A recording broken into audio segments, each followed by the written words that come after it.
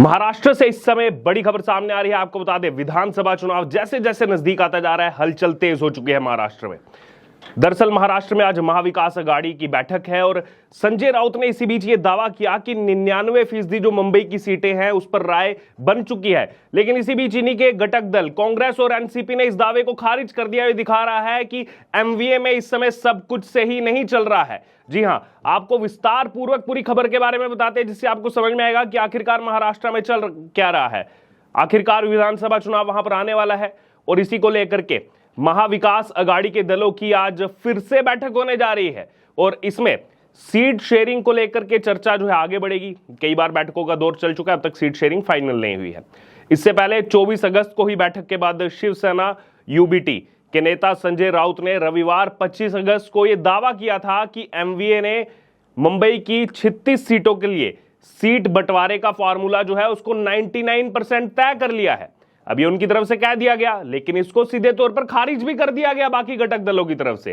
राउत ने उस समय कहा कि फिलहाल कोई भी इसकी डिटेल का खुलासा नहीं करेगा और उन्होंने ये भी कहा था कि एमवीए के घटक दलों के बीच मुख्यमंत्री पद सहित किसी भी पद को लेकर कोई भी विवाद की स्थिति है ही नहीं। वो ये दिखाने का प्रयास कर रहे थे कि सब कुछ सही चल रहा है एमवीए में, लेकिन सच्चाई नहीं छुप सकती। इसी बीच आपको यह भी बता दें कि अब चर्चा का अगला दौर जो है वो आज शुरू हो रहा है और संजय राउत के दावे को किसी और ने नहीं, इन्हीं के एमवीए में शामिल कांग्रेस और एनसीपी शरद पवार दोनों पार्टियों ने सिरे से खारिज कर दिया। महाराष्ट्र कांग्रेस के प्रवक्ता अतुल लोंढे ने कहा कि मुंबई या फिर राज्य की किसी अन्य सीट को लेकर कोई भी राय नहीं बनी है। कांग्रेस ने 16 सीटों की मांग की है, फिलहाल किसी सीट पर भी सहमति नहीं बन पाई है। तो एक पार्टी कह रही है सहमति बन गई, एक कह रही है नहीं बन पाई। ये तो हाल है महाविकास अघाड़ी का। एनसीपी शरद पवार के प्रवक्ता महेश तापसे ने कहा कि हम 8 सीटों पर नजर रख रहे हैं।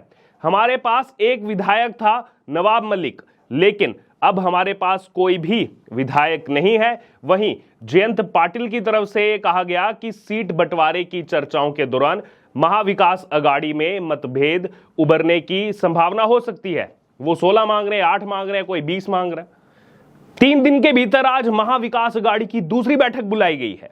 अब सोचिए, शाम को 4:30 बजे ट्राइडेंट होटल में महाविकास अघाड़ी की बैठक होने वाली है। अब शनिवार को इससे पहले जो है बैठक हुई थी, ट्राइडेंट होटल में ही यह बैठक की गई थी। अब आखिरकार 3 दिन के अंदर दूसरी बार बैठक बुलानी पड़ी। तीनों पार्टियों के नेताओं ने मुंबई की 36 सीटों को लेकर के अपनी अपनी पार्टी का प्रस्ताव जो है सामने रखा था। अब चुनाव में सीट बंटवारे के गणित को भी अगर देखा जाए तो 36 सीटें हैं मुंबई में, जो काफी अहम है। अब देखिए, इसमें शिवसेना यूबीटी जो है वो कितनी मांग रही है? वो मांग रही है 20 से 25 सीटें 36 में से। एनसीपी शरद पवार 7 से 8 सीटें मांग रही है, जबकि कांग्रेस 13 से 15 सीटें मांग रही है चुनाव लड़ने के लिए। तो ये आप आंकड़ा निकालेंगे तो 45-46 से ऊपर हो गया। लेकिन मुंबई में कुल 36 विधानसभा सीटें हैं। तो आखिरकार ऐसे कैसे सीट बंटवारा होगा? अब यह महत्वपूर्ण होगा देखना कि कौन सी पार्टी कम सीटों पर समझौता करेगी, क्योंकि प्रस्ताव के मुताबिक तो सीटों का बंटवारा नामुमकिन लग रहा है। इससे पहले अगर बात की जाए तो 16 अगस्त को भी महाविकास अघाड़ी की बैठक हुई थी। इसमें महाराष्ट्र के पूर्व मुख्यमंत्री और शिवसेना उद्धव बालासाहब ठाकरे गुट के प्रमुख उद्धव ठाकरे, एनसीपी शरद पवार गुट के चीफ शरद पवार और कांग्रेस नेता पृथ्वीराज चौहान शामिल हुए थे। उद्धव ठाकरे ने बैठक के बाद उस समय यह दावा किया था कि चुनाव से पहले मुख्यमंत्री पद का जो ऐलान है वो होना चाहिए। लेकिन शरद पवार और कांग्रेस नेता पृथ्वीराज चौहान जिसे भी सीएम बनाएंगे मैं उनका समर्थन करूंगा, यह भी उनकी तरफ से कहा गया था। 7 अगस्त को एमवीए की बैठक हुई थी, 16 अगस्त से पहले, जिसके बाद विजय वड़ेड्टीवार ने गठबंधन की आगे की योजना जो है उसको शेयर किया था। इस दौरान उन्होंने बताया था कि एमवीए जो है वो सहयोगी पार्टियों ने आगामी विधानसभा चुनाव को लेकर कॉमन मैनिफेस्टो और साथ ही साथ फॉर्मूले और आगे की जो कार्य योजना है उस पर चर्चा की। अब ये मैं आपको पीछे इसलिए ले जा रहा हूं बैकग्राउंड में कि हमेशा से यही कहा जा रहा है। आप 1 महीना पहले भी चल जाएंगे तब भी यही कहा गया, कॉमन मैनिफेस्टो, सीट शेयरिंग, सब पर फॉर्मूला चल रहा है, बात चल रही है, लेकिन अब तक कुछ भी देखने को नहीं मिला है। चीजें ज्यों की त्यों हैं। अब महाराष्ट्र चुनाव को लेकर शिवसेना उद्धव गुट के प्रमुख उद्धव ठाकरे जो है वो 6 से 8 अगस्त तक दिल्ली दौरे पर भी थे, लेकिन उस समय भी वो जो है इंडिया ब्लॉक के नेताओं से लगातार मुलाकात कर रहे थे। उसमें भी हो सकता है इस पर बात चल रही हो। और लोकसभा चुनाव के बाद उद्धव ठाकरे का वो पहला दिल्ली का दौरा था। हालांकि उस समय भी इसको व्हाइट वॉश करने का प्रयास किया गया। पार्टी प्रवक्ता संजय राउत ने उस समय बताया था कि यह संवाद दौरा था। चीजें क्योंकि अभी सही नहीं चल रही हैं एमवीए में। महाराष्ट्र में हाल ही में जो विधान परिषद का भी चुनाव हुआ था उसमें भी क्रॉस वोटिंग हुई थी। कांग्रेस के 5 विधायक ऐसे थे जिन्होंने क्रॉस वोटिंग की थी और अब विधानसभा चुनाव में इनका टिकट कटना करीब करीब तय माना जा रहा है और उनका पलटना कांग्रेस को नुकसान दे सकता है। और केवल 5 ही नहीं, यह भी बताया जाता है कि 7 से 8 विधायक लगभग ऐसे थे जिन्होंने क्रॉस वोटिंग की थी। क्योंकि आप गणित देखिए, 12 जुलाई को एमएलसी का चुनाव हुआ था। अब उसमें एनडीए ने 11 में से 9 सीटें जीती थी और इंडिया ब्लॉक ने जहां 3 उम्मीदवार खड़े किए थे 2 ही जीत पाए थे, 1 सीट पर हार हुई थी। चुनाव में जीत के लिए हर एक कैंडिडेट को 23 विधायक के वोट चाहिए थे।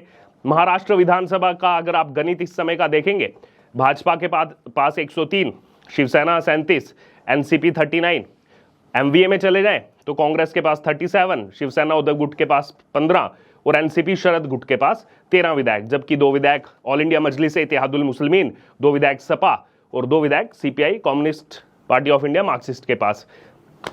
उस समय भी हार हुई विपक्ष की। इस समय बीजेपी शिवसेना की सरकार है महाराष्ट्र में, जिसका कार्यकाल 26 नवंबर 2024 को खत्म हो रहा है। यानी कि चुनाव उससे पहले होना है और रिजल्ट भी पहले आना है और सरकार भी उससे पहले बनानी है।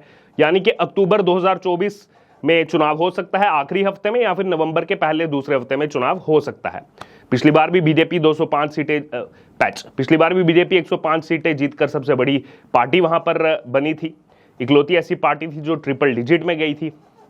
लेकिन उस समय बीजेपी शिवसेना का गठबंधन था, उद्धव ठाकरे को सीएम बनना था और इसलिए उन्होंने वो गठबंधन तोड़ दिया और खुद सीएम बनने के लिए उस समय कांग्रेस के साथ चले गए, एनसीपी के साथ चले गए और जाकर के सरकार बनाई थी।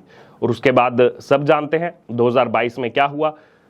उद्धव ठाकरे मुख्यमंत्री बन तो गए थे 2019 में, लेकिन लगातार जो है बीजेपी उनका विरोध कर रही थी, क्योंकि वो बाला साहब ठाकरे के आदर्शों से बिल्कुल विपरीत जाकर के उन्होंने सरकार बनाई थी। और उसके बाद क्या हुआ, एकनाथ शिंदे ने बगावत कर दी, 39 विधायक लेकर के जो है वो बीजेपी में शामिल हो गए और एकनाथ शिंदे ने उसके बाद 30 जून 2022 को महाराष्ट्र के 20वें मुख्यमंत्री के तौर पर शपथ ली थी। इसके साथ ही जो है शिवसेना 2 गुटों में बट गई और उसके बाद जब शिवसेना का एक शिंदे गुट हुआ, एक उद्धव गुट बना, उसके बाद चीजें चुनाव आयोग के पास गई और 17 फरवरी 2023 को चुनाव आयोग ने आदेश दिया कि पार्टी का जो नाम है शिवसेना और पार्टी का जो चुनाव चिन्ह है धनुष और तीर, वो एकनाथ शिंदे गुट के पास ही रहेगा। ये कहीं ना कहीं बड़ी जीत थी एकनाथ शिंदे गुट की। तो ये पूरा आपको मैंने समीकरण बता दिया महाराष्ट्र में क्या क्या हुआ है पिछले कुछ सालों में। अब देखना होगा कि इस बार अब चुनाव जो केवल 2 महीने के अंतराल में रह गया है और काफी ज्यादा हलचल तेज हो गई है, अब इसमें क्या होगा। आज जो शाम को बैठक होने वाली है, क्या कोई फॉर्मूला तय होगा, क्या ये एमवीए का जो गठबंधन है ये बना रहेगा या आपसी जो है यहां पर तालमेल की कमी के कारण टूट जाएगा। कई सारी चीजें इस समय चल रही हैं, क्योंकि मुंबई की ही अगर बात करें 36 सीटों के लिए कम से कम जो है यहां पर शिवसेना 25 मांग रही है, कांग्रेस को भी 15 से 18 चाहिए, 7 से 8 शरद पवार को चाहिए। तो कहां से लाएंगे, 36 सीटें हैं और 50 से ज्यादा जो है दावेदार यहां पर बन चुके हैं। बहरहाल अब क्या लग रहा है आपको पूरा मामला, आपके हिसाब से क्या होने वाला है, आपकी क्या राय है, आप जरूर हमारे कमेंट बॉक्स में शेयर करें और बने रहे द न्यूज के साथ। धन्यवाद।